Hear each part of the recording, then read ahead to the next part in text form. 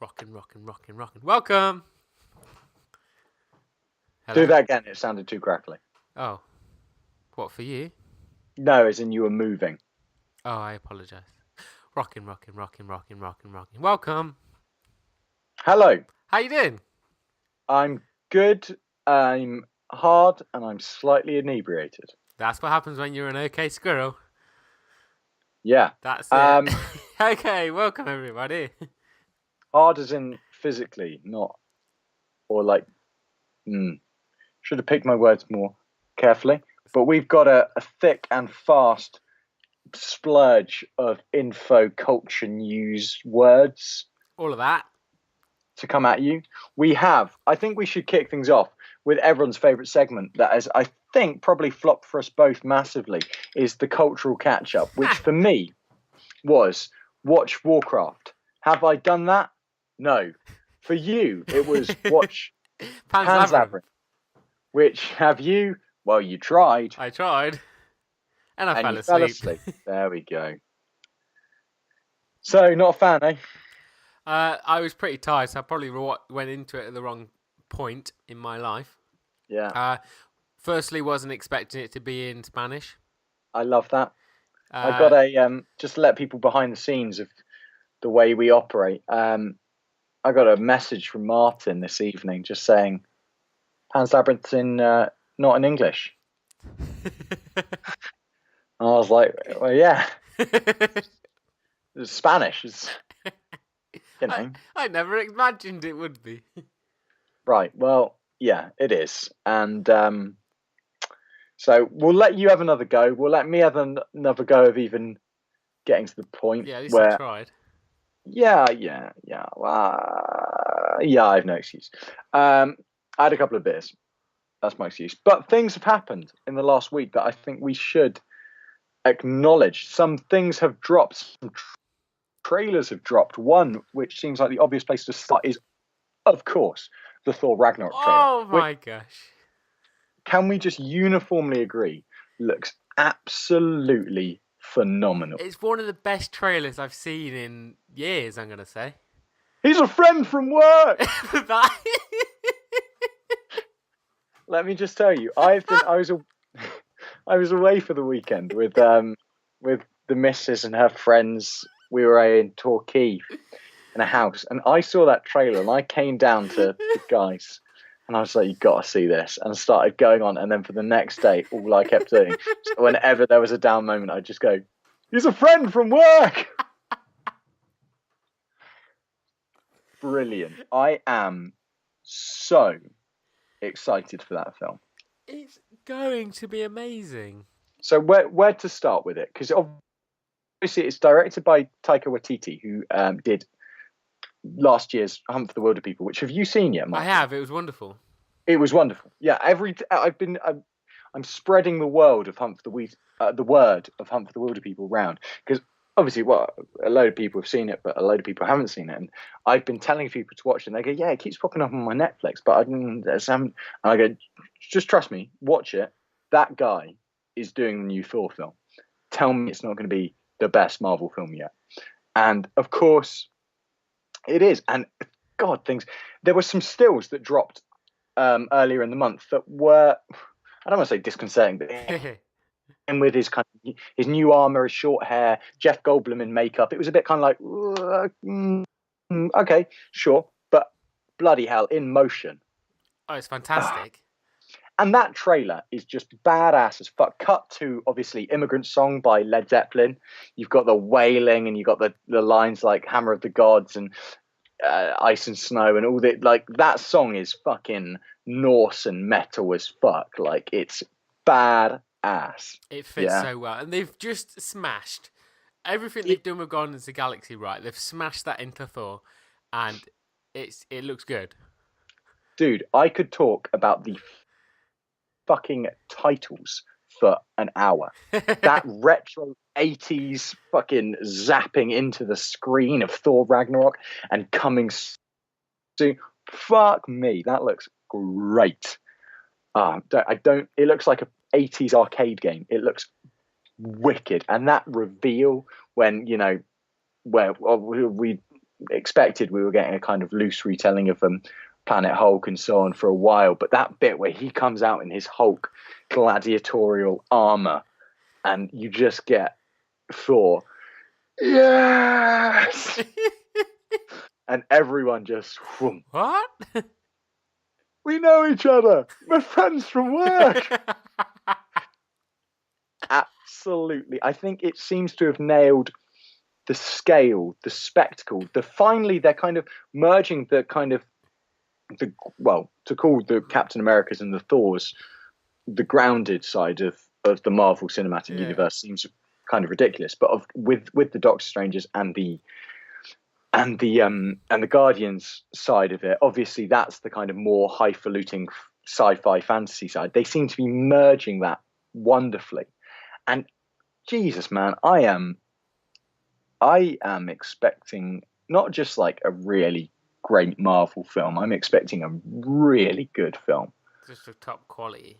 It looks.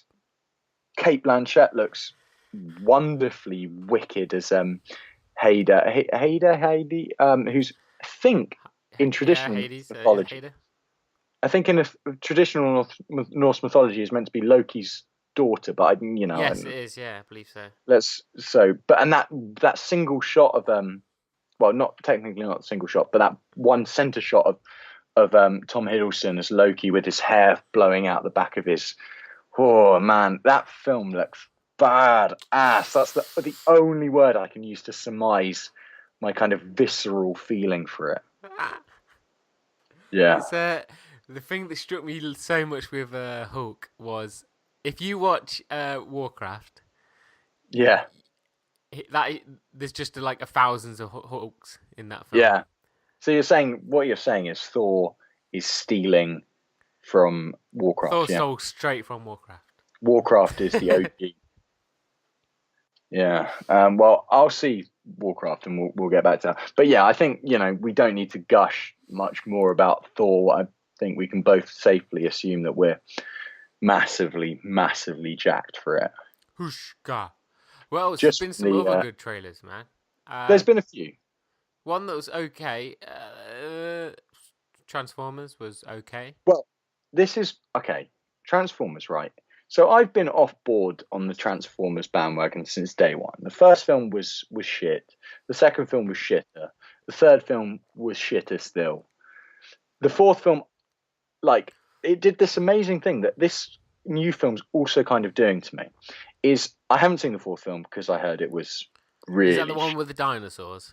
That's exactly right. So Michael Bay's making a new Transformers film. For me, that's like the death bell of cinema. That's like this is a new low in commercial cinema. But one, they put Mark Wahlberg in it. Yeah. Shit. So I'm watching this. I'm going, shit, man. I really like Mark Wahlberg. Oh, I don't. Oh, right. Well, for me, it was, you've piqued my interest. And then they put in Robot Dinosaurs, the Dinobots. Right? And I'm like, oh, shit, what are two things I like? Well, Mark Wahlberg and Robot Dinosaurs. So now you have my attention, as, what's his name, Candy says in Django Unchained. So, and again, I still didn't even that film that managed to pique my curiosity with Marky Mark and Robot Dinosaurs. Even with that, I still didn't watch the film. But this one, which involves fucking time travel, King Arthur, fucking World War II, Hitler, shit. I don't even know what is going on. Everything. Everything is in this film. And again, it's kind of got me going, well, I'm not curious. I'm definitely curious. To be honest, I'm probably not going to watch it because it's going to be shit. It will be shit. Well, I feel bad saying that because you should go into every film open-minded. Every film should. Not Transformers. This is my thing. Every film should have the possibility. You should give it the benefit of the doubt that it could be a good film because you can make a good film out of anything. Apparently, Michael Bay can't with Transformers, and I think that's been proven time and time again. So I think it's not harsh for me to expect this film to be shit. I want to watch it. I like origin stories. I like hdden pasts. I would like to watch it for that. Film. I know, but How's it an origin story? Because they're going back. They're going back, throughout, world wars and all that. King Arthur. Ugh. I want to see that side of things. That's the only reason I'd watch it. I want to see this version of King Arthur even less than I want to see Guy Ritchie's version of King Arthur. I'm sorry. Oh God, I was in the cinema with a friend recently to see something I'm going to talk about in a moment, and the trailer for King Arthur, Guy Ritchie's King Arthur with Jude Law and Charlie Hunnam and so on, came on. He was like, "Oh man, this should be badass." And I was looking there going, I know you. I don't want to say no, it doesn't. This looks fucking abysmal. As in, I've never seen anything more crude and artless and trashy than the take. Again, give it the benefit of the doubt. You can make a good film out of anything. The avenue they have driven this King Arthur reboot reimagining down is ghastly. It's just abysmal. It's like they're trying to. And again, I want to. So part apology to Guy Ritchie in that I've never been a Guy Ritchie fan. I hate, really hate on a kind of moral level his early Guns and Geezers films, Snatch and Lock, Stock and Rock and Roller. I find them just really kind of sleazy, geezery. They're basically the films that people I hated in school liked. Yes. And I think that says more about them than it does me, to be honest. Like, not to paint myself into a good light, but I think that. But his Sherlock Holmes films were terrible. Weren't. To be fair, I'm going to say I don't think they were bad, personally. I don't think they were great films, but I thought they were passable, smushy, blockbuster fare. I thought they were fine. And fine for Guy Ritchie, to be honest, with the films like Revolver in his belt, is that's basically Citizen Kane for him. For me, both Sherlock Holmes films I thought were totally passable, decently entertaining films. But they also had this air of sleaze and of slickness, like the slow motion, basically giving Sherlock Holmes, reducing his great intellect to slow motion fighting, I thought was really boring and reductive and just a kind of whiff of that kind of 300 level of machismo action filmmaking. I thought that was boring. But this, God, what do you think of the new King Arthur film? I mean, I've watched it a few times, and I am struggling to remember anything from it. The trailers and stuff. Yes, yeah. Other than the whole sword, the sword just seems shit. The sword seems shit. Like the way it's. You heard it here first, guys. The sword. Just the way, this whole the rock has the water level's dropped and the sword has risen kind of thing, and then this dude just pops along and just pulls it out. They're not doesn't seem like they're centralizing the whole King Arthur and the sword thing around that. It's more around it's this kid that's coming back to claim his throne. But they're just trying to make it so slick and manly and modern in such a kind of disgustingly commercial way. I don't know. There's something about even there's this shot in the trailer of him kind of like punching himself like a guy psyching himself up for battle, but in a really kind of like you'd expect to see Colin McGregor or something doing. There's a big old whiff of the nasty side of like UFC culture to it, in a mental way, in a way that I just don't understand how I can be saying that in the same breath as King Arthur film. That it seems more to do with the aesthetic around like pre-game hype of UFC than it does of mythology or ancient history or anything like that. It just seems a really kind of gross, crass, like I say, artless, charmless version of a film no one really needs anyway. I don't know. Again, I can't imagine anyone was sat there thinking, "Oh, I'd love to see another King Arthur film." After the Clive Owen one, I to be honest, I don't I don't hate that film. The weird thing about that one is it's got hell of a lot of good actors in it. So okay, you got Clive Owen, you got Keira Knightley kind of padding out the front, but then you got everyone from Ray Winston. You've got what's his name, Joel Edgerton in a super early role, who I never even realised. Obviously, not Tom Hardy in Warrior and so on and so forth. That guy. You've got Mads Mikkelsen, who is more and more becoming possibly my favourite actor on the planet right now. It's the kind of breadth of kind of character actors that went on to be huge deals in that King Arthur film. The one by the Jerry Bruckheimer produced, which had a lot of Pirates of the Caribbean in its DNA because it came just off the back of the first Pirates of the Caribbean film, and they sold it on that whole, that whole wave of new interest. Yeah, you had Johan Gruffalo, whatever his name is, the guy. I can't remember his name. Is Lancelot? He was the Gruffalo. Yeah, kind of that, like Jan Gruffalo, whatever his name is, the guy who plays the Mr. Fantastic in the previous two. Yes, Fantastic Four. I have a vision. That guy. You had Ray Stevenson, yeah. There's two of them. Ray Stevenson as one of the guy from Rome and stuff like that. Like I say, you had what was it?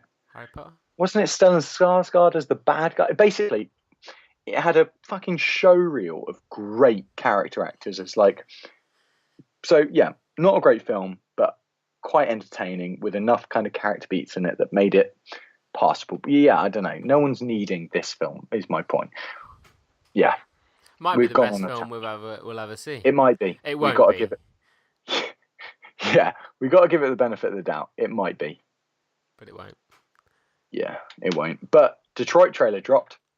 Detroit trailer, yes, that dropped. New Catherine Bigelow film starring Star Wars John Boyega. Yeah. John Boyega. Well, our own, South London boy. Obviously kicked his career off with the brilliant Joe Cornish film Attack the Block, which ever since everyone's been going, he's going to be huge, and then Star Wars happens. He's huge. I can't even remember him in that. In Attack the Block. Yeah. Main guy. Shows how much I remember that film. Attack the Block is wicked. It's a strange film, but it worked really well. Really, really smart, really fun, really good film. Totally underrated. One of the best films of that year, 2010 or 11 or something. Love it. But Detroit, man, here's one. Fuck me, that trailer looks intense. It does. Gritty, visceral, all those buzzwords that people like to say. Look, Catherine Bigelow, she made the best film ever made, Point Break. She is constantly undermining every masculine male machismo-led director in Hollywood. She's making the most kind of boldly mounted, action thriller dramas that are around, obviously with Zero Dark 30 and The Hurt Locker, and going all the way back to her career in the early days with Near Dark, obviously Point Break and Strange Days. She's done some of the best American films of the last generation, without a question. She's constantly revealing herself to have new depths and cards in her deck. She is a phenomenal director. Phenomenal. She likes to do the best films of the year. She likes to do things with edge, with bite, that are controversial. Obviously, there was a whole hoopla surrounding Zero Dark 30 because some people said it glorified or was a kind of apology for torture and stuff, which in fact I totally disagree with. And they said it was a kind of not a celebration, but a kind of, it wasn't condemning enough to the torture of prison, which I think in fact was absolutely the opposite. It was revelatory on what was going on in the Hunt for Bin Laden and stuff like that. And her mounting of a film, of a thriller, which again she obviously did with The Hurt Locker, is so wonderfully constructed. She just knows how to. I don't know. I just think she's one of the best directors working today. You love her. I think she's brilliant. I think she's absolutely I think she's one of the, like I say, few geniuses working in modern filmmaking. I do not throw that word around lightly. She is brilliant. Well, it sounds like you're a huge fan. And I'm a huge fan. do you reckon Detroit's going to live up to that though? I reckon Detroit's going to blow the fucking roofs off. It's got eyebrows kid in, hasn't he? What's his name? Do you know the kid with Oh, yeah, it's got fucking brilliant from Son of Rambo. Yes, him. Will Poulter. I don't know. I just look at his eyebrows. His name's Will Poulter. Kicked off his career when he was 10 or something in Son of Rambo against my school friend, well, not friend of a friend, Bill Milner, who plays the titular Son of Rambo. But yeah, fuck me, he that's great to see him, doing well, going through his career in leaps and bounds. He's got his career set for him, I think. It's wonderfully entertaining. It's a story I don't know massively about. I know he delivered a kind of concise, intense, cinematic, but also kind of, she's got this wonderful directing style paired with her cinematographer. I think it's Barry Ackroyd, I think, shoots all her films, who also shot Paul Greengrass, the Paul Greengrass Bourne films and Captain Phillips and stuff. Wonderful documentarian's eye for a kind of action thriller. He shoots it in a way that does feel to the point, like you are a participator or a voyeur on something that's very visceral, and that, like I say, all those kind of guttural words that you want to use to describe her filmmaking. It looks like it's that, and I have a total faith in her. I'm excited. I'm looking forward to be informed, thrilled, shocked, whatever it is. I'm very, very excited for that. Bam, so am I. After all that, your love for her promotes the film. She's the best, man. Mate, we no need one to can send that little snippet over to her, just like, yeah, you got a fan here. Oh, I think she's got a few fans, man. She's got a few fans. More than 5? Yeah. What's that? More than 5? More than 5. Well, she won the Academy Award for Best Director and maybe more than Best 5 Film. then. Yeah. For The Hurt Locker, which for me is actually still, a very, very solid thriller in its own right. Very but one slow. of her, I disagree on that front. I find it the opposite. I find it absolutely thrilling. As I find it just that, a kind of intense, to the bones thrill. Wow. With some of the set pieces in Hurt Locker, like that bit where some of those bomb deactivation scenes and that amazing sequence which Ralph Fiennes is in for just about 5 minutes or so, when there's this kind of sniper battle across a desert, which are just so well constructed and so intense that you just, you don't take I a think sniper into a tent, mate. No, probably That's not. close range. Yeah. Yeah, snipers are long range. I don't know where you got tent from. You said it's all intense. Bugger. It's what I do, isn't it? Anything else been happening? What else has dropped? Battlefront 2 leaked. Looks good. It looks like a Star Wars game. You're hot for that. You played the first one. I didn't. Well, no, you didn't. The reboot. Well, because I didn't obviously play any of them. Too. I think I played. Actually, thinking about it, I think I played some of the originals. I played Battlefront 1 and 2. And I was big fans of them, like the original Battlefront 2 on the PS2 and the Xbox, the original Xbox. Yes. Which the Battlefront 2 on the PS2 was the first of the Battlefronts to introduce Jedi play, and was at the time the most wondrous shit in the world, man. That's all you wanted to do. Yeah, it was something.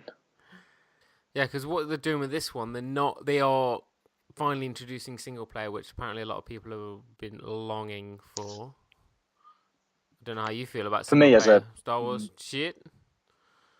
Primarily single player, I am. I don't have the time or the energy for multiplayer anymore. I used to love it, but God, I feel guilty just giving myself an hour to play a game at the moment. So I'm not the person for, even if I did pick up a PS4 tomorrow, which I'm still behind. I am playing a Xbox One currently. I'm playing Shadow of Mordor. Why are we not playing games together? Because I only have Shadow of Mordor and I'm just completing it and then giving it back to my mate. Hate this, man. Yeah, I know. Tell me about it. But it will happen. But it'll be once I'm back from my travels, and then I'll be getting a PS4, obviously, because I like games above being able to watch, I don't know, fucking NFL on my console. Shut up, Rav. Sorry. PS4 for the win. You.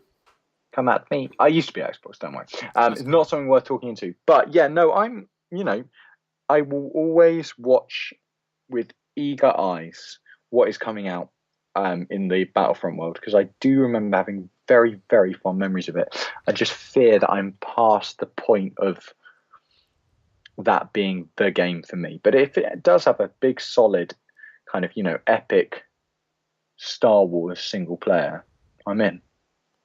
I think it will. I think it's going to be. It's definitely beautiful. So I look forward to that. Oh God, yeah. When the first one came out, I wasn't in the position to have it playing on any machine at all. So I'm quite looking forward to that. It's DICE who made the Battlefield games. Oh. They have their internal engine is the Frostbite engine, which is just the best looking engine around. It's gonna make that Star Wars look real pretty, yo. So it's gonna look great. As long as they've got what I understand of the first Battlefront is it perhaps wasn't the most feature rich version. It only had however a handful of maps, handful of battle modes, and so on and so forth. But if they but apparently it got the Star Wars thing down to a T. It sounded like Star Wars, it looked like Star Wars, it felt like Star Wars. So that's a promising kickoff point. If now on the second one they can add in a fully featured single player, they can add in more maps, more modes, more kind of ways to play, then who's to say this couldn't be a real breath of fresh air, a new step down the Star Wars gaming route. Well, hopefully. I've got. Go on.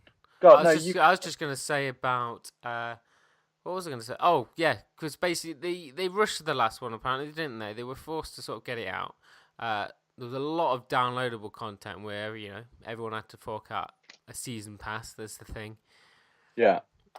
Which I am not a huge fan of that kind of shit. Yeah, I like a whole game, me too. Give me the game. And give me free content. If I pay 40 quid for a game, I'd like the whole game, please. Please, it's like 60 quid now, though, isn't it? Whatever, yeah. Well, you shop around the right place, you're always going to be able to get a game for 40 quid when it comes out. But, look, I've got to drop this in real quick. Go. I've been finding the right time. Guess what I saw on Friday? What was it? I saw Power Rangers. Oh, you hadn't seen it yet, had you? No, so we've done our main review, yes. Which you can find on the YouTube channel where Martin goes over his thoughts, which was comprehensive. And on the whole, I pretty much agree with him. So I would direct you that way for our main thoughts. But I think, very similarly to you, I think it's far better than it has any right to be. Yes. For one. I enjoyed myself thoroughly. I do think that the whole Breakfast Club style characterization of the kids was way more engaging and more endearing, and at points genuinely quite funny than you'd expect from a Battleship or a Transformers or any other film based off a toy or a 80s cartoon or TV show. It had enough callbacks to the when Go Go Power Rangers kicks in and stuff like that. Bit with the song. You kind of giggle and you're half laughing at it, but you half know that you're in fact laughing with it. So it's kind of all okay. The action is totally perfunctory and passable. It's nothing to write home about. It doesn't do anything grand or spectacular. It's just there, and you're kind of with it. It's built up enough goodwill that you just kind of go with it. Yes. At that point. Exactly.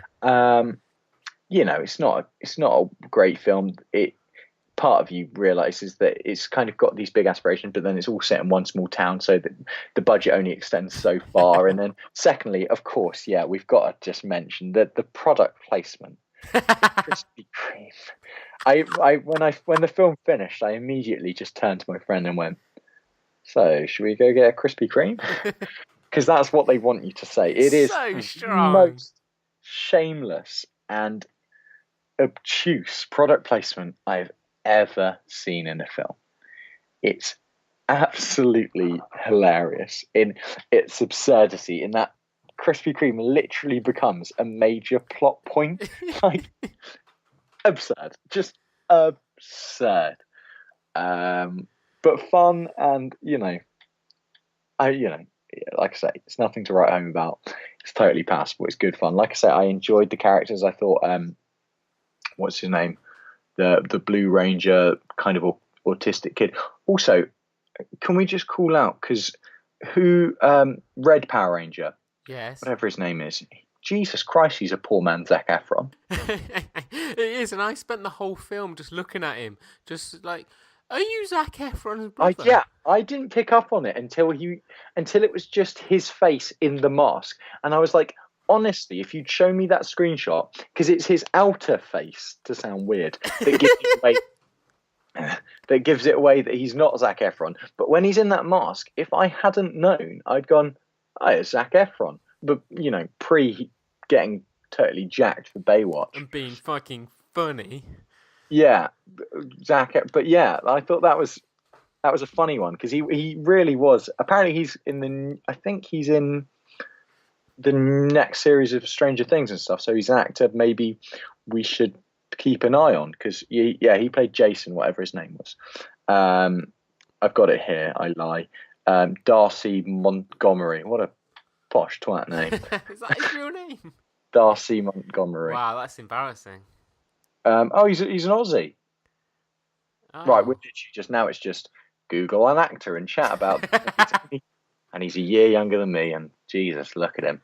Fair play. But yeah, no, to be fair to the cast, they were all pretty good. What's his name? RJ Cyler, the guy from who plays Blue. Shit me, he was good as Billy. It was so Billy, good. Wasn't it? Yeah, Billy. Who was the guy from that I've been kind of going on about for a while, from Mia and the Dying Girl, which is still a wonderful, wonderful kind of teen cancer film, to put it weirdly, from a couple of years ago. If you want to check something out that is just the right side of kind of self-consciously quirky and schmaltzly tear-jerky, Mia and the Dying Girl is a great, great film. But yeah, so like I say, what you said last week or whenever, Power Rangers, totally fine, way better than it has any right to be. For sure, I agree. All of those points. It is. It's wonderful, wonderfulness. What else you been doing? You been doing anything other film watching? I've been fucking writing about an album every single fucking day. Good effort. Solid show there. You see that on our Instagrams and our Facebook. That's starting to drag. If you're listening to the podcast and you want to stay queued up literally daily and nightly and every which rightly, likely, you can get us on Facebook, where I think we're just OK Squirrel. You can get us on Instagram, which is at OK Squirrel. Is it, Martin? Yeah, man. At OK Squirrel. Simple as that. Where we will be sharing. We are literally pumping out content to do with everything film, TV, games, and music related that we can, cover. Vision. So get all your trailers, get freaking mini reviews of albums. It's all over it, isn't it? All over the thing. And Facebook's where we're kind of sad, because we haven't got anyone on Facebook. So come join us there, and it will make us feel good. You can also find the album of the day, which if you ever want to, we do everything. We're covering albums from classics to film, albums out this year, to underrated gems, to things you might just not have had an ear for before. I cover some of the most popular to some of the most weirdly niche and heavy stuff in the world. I'm whacking out one for tonight, which is the most extreme and possibly out there one I've done so far. Is it ABBA? It's not. It's Nails. think I've talked about Nails on the podcast before, but they are If You're Curious now, and it's like I say, I'm not reaching for mass acceptance here, but this is the heaviest band in the world right now. If you have any fragment of curiosity into what is the most hate-filled, pummelingly heavy music in the world right now, it's Nails. And their most recent album is going to be, which came out last year, called You Will Never Be One of Us, is my album of the day today. That's a sneak peek. Obviously, you won't be getting this today when I'm doing it on a Thursday. But man, it's taking its toll on me. I think I'm going to have to go for a month. So I'm going to be going until the 17th of this month on album of the day. Then I might take a bit of time off, try and start doing maybe film of the day. Yes, yeah. So we're You going to haven't got keep long it. to go, to be honest. Yeah, exactly. We're going to keep it. It seems like a long time for me, mate. The last leg of the marathon is always the longest. It's okay, because you can't feel your legs now. And it's really interesting because we are getting quite good feedback on the Instagram. So again, if you don't follow us on the Instagram, get involved, because it's a really interesting place to kind of source feedback on kind of what albums, promote response or promote people's interest. Shit me. Oh man, I haven't talked about the new Mastodon album.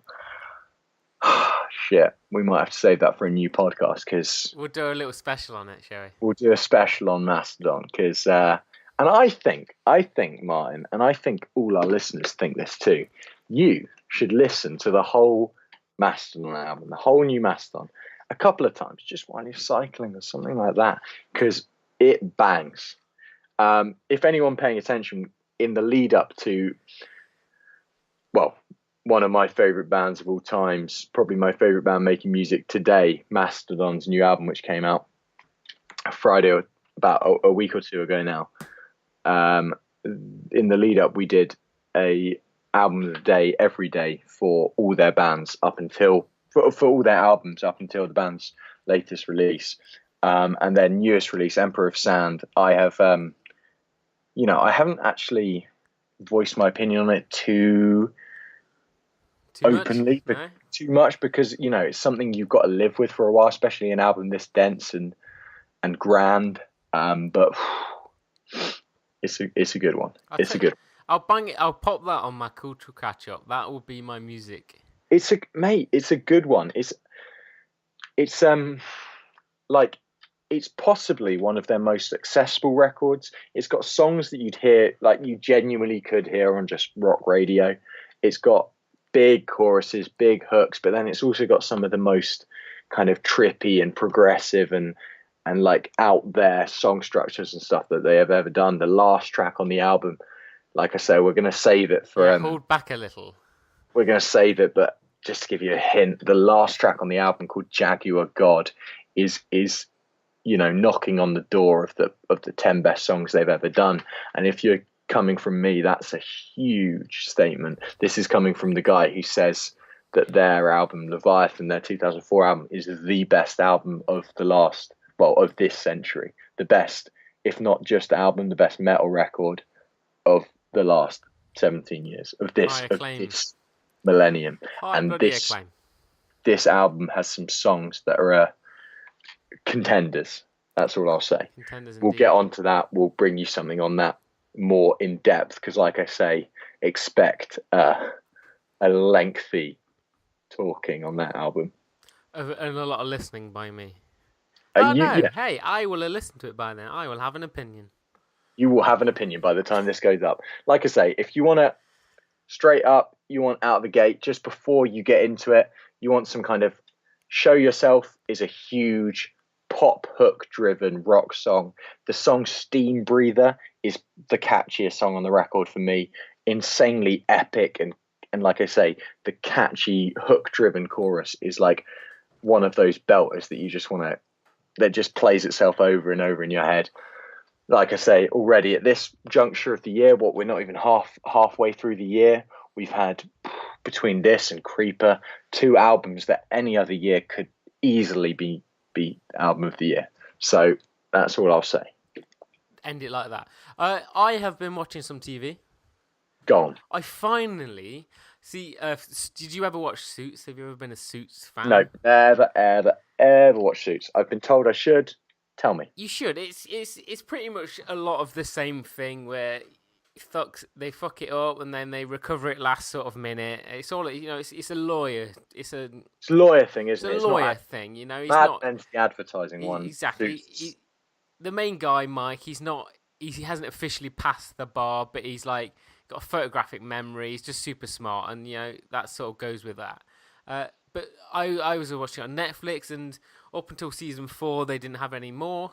But then they recently released season 5 on there, and joyfully, just as I was coming to the end of season 5, I went on holiday over to Gran Canaria, and Spanish Netflix has season 6. So we banged that out while we were there as well, and I thought it was quite amusing. That I think there's about 16 episodes within the season, and they give you a little description of each episode, sort of what's involved in it. They sort of stopped putting any information in from episode 11. It's just blank. Do you read that? No. Oh, well, there you go. It was quite funny though. Tell you what I've watched, and I've watched the entire series of it. Go. Blue Mountain State. Oh, I have watched. Wait, the last I saw was where they made their own field in the crop field, their own. Yeah, that's the last one. That's the film. That's the film after series 3. They made a film, an hour and a half long special, where they do the whole field. Oh no, that's the last episode of the 3rd series. Sorry. That's the last ever episode of the 3rd series. Well, it's the last 2 episodes of the 3rd series. And I started watching it because I had some friends. Our friend Ryan from university. Yep. He used to go on about it and say it was really funny. And I watched, and I finished It's Always Sunny in Philadelphia. I needed something new to watch. So I got it up on, it was on Netflix. I got it up and I watched the first episode and I went, this is really nasty, really American, really crass, really like vilely chauvinist, misogynist, boring, not very funny, the kind of funny that dumb Americans find funny, and not to be down Americans, but you know what I mean, like lowest common denominator, beer and tits humor, to coin a term. And it's not that. It actually kind of shows itself late on. It takes a few episodes. For some reason, I gave it the time and I carried on watching it. And yeah, it actually shows itself to be a lot more than that and a lot more kind of subversive. And you actually start really kind of giving a shit about the characters. You do. What I found was there's a lot of characters in there that at first you hate. Yeah. Like for example, Thad, the captain of the football team, who at first I thought was not funny, not clever, not anything remotely entertaining or engaging. And by the end, I find him hilarious. He's one of the best. Like the best character in the show. Harmon, the drug guy, I really like him. Wait, who's Harmon's kind of the weird stoner drug guy on the team.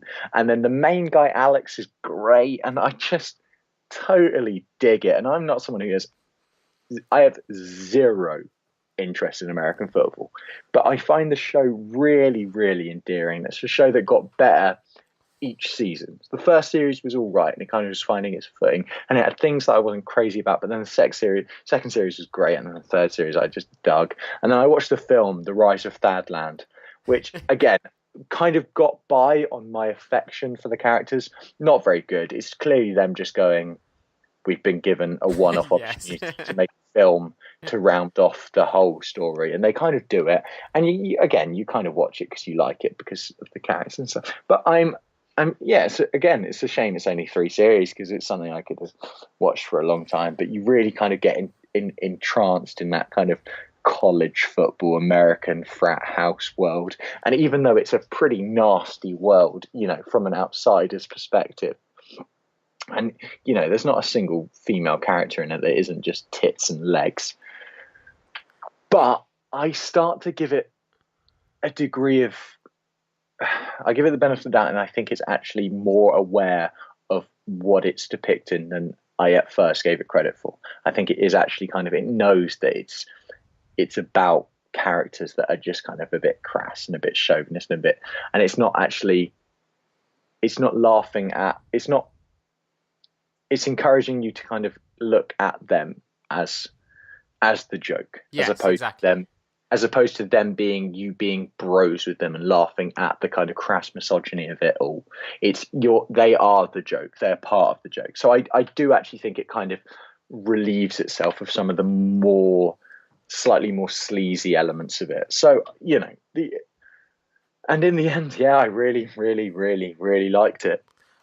What's your opinion on the goat guy, the mascot? Sammy, Yes, yes, I again, he struggle. He spends the whole thing. I really don't like him. Some people rate him a lot, but well, I we're find he's he's one of the struggling to talk. creators. No, that's the thing. That's what I was gonna say.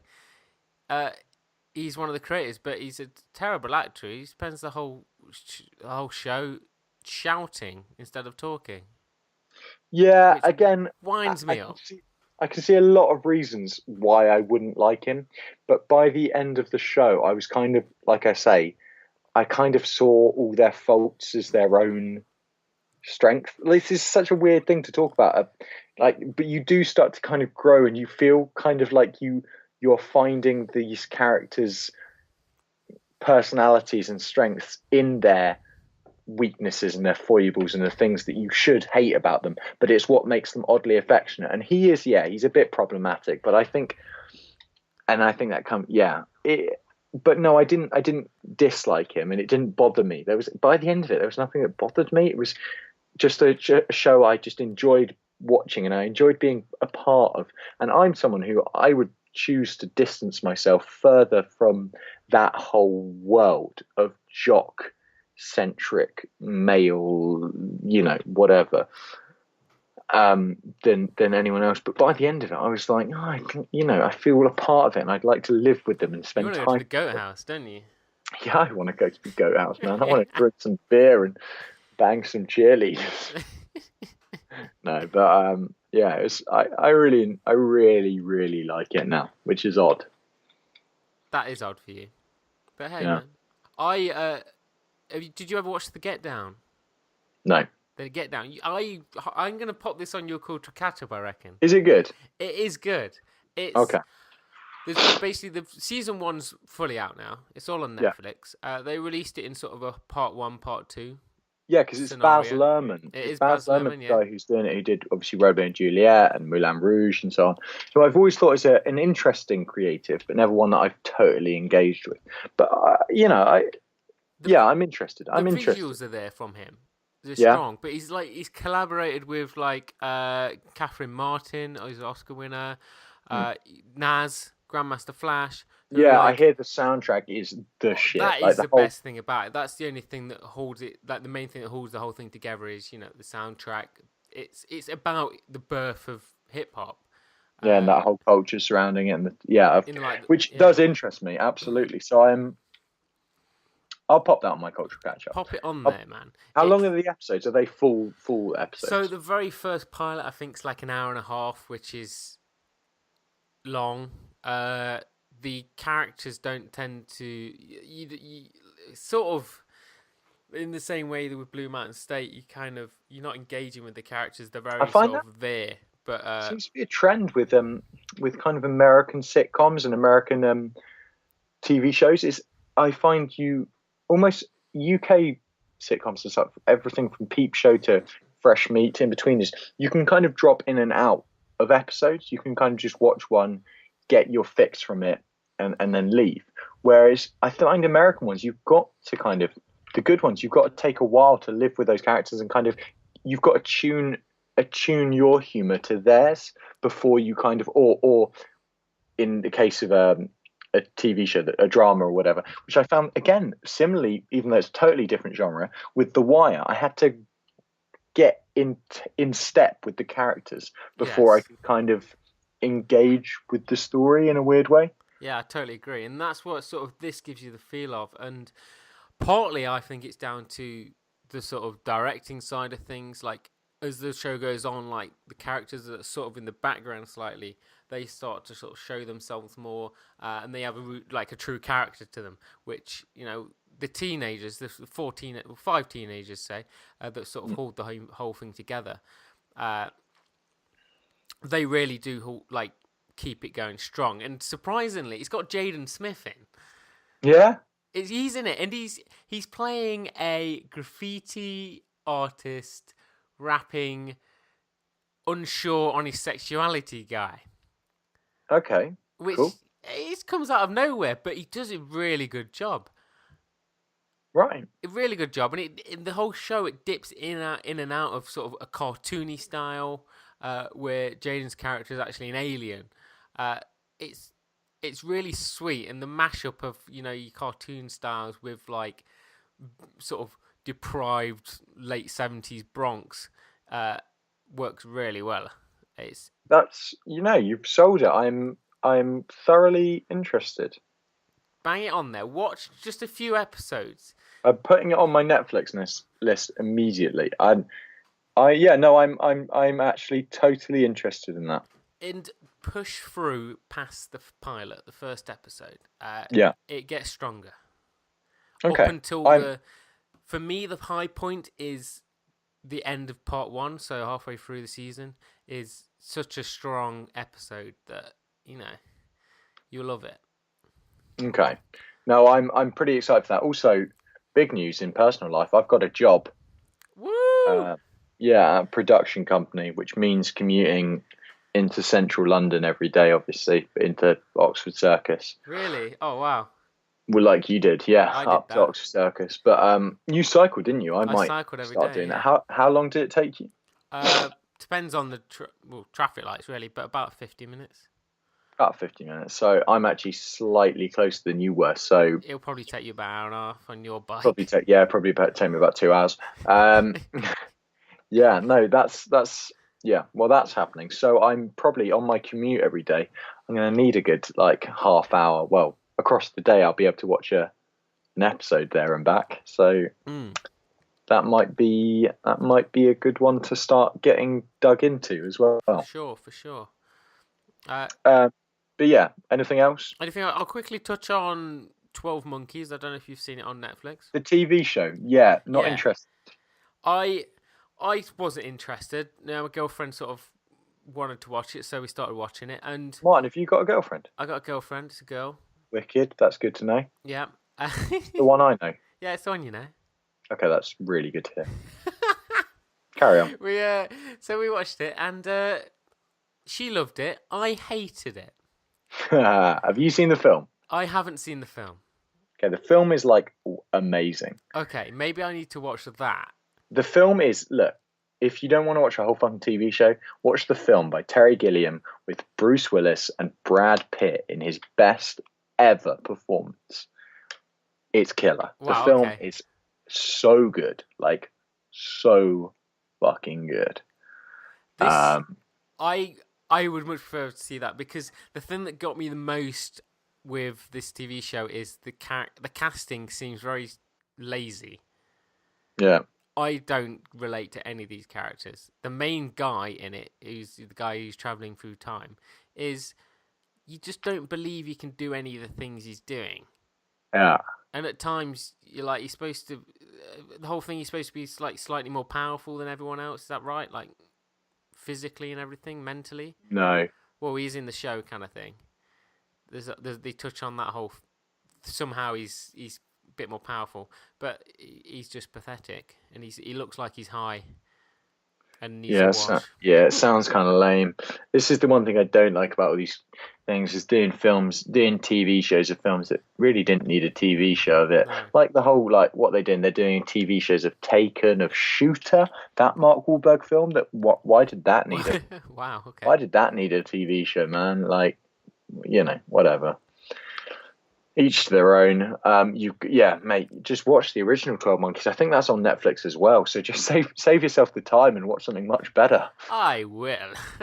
Yeah, but like I say, just to round up, because it's nearing L Dog's bedtime. Doo-doo.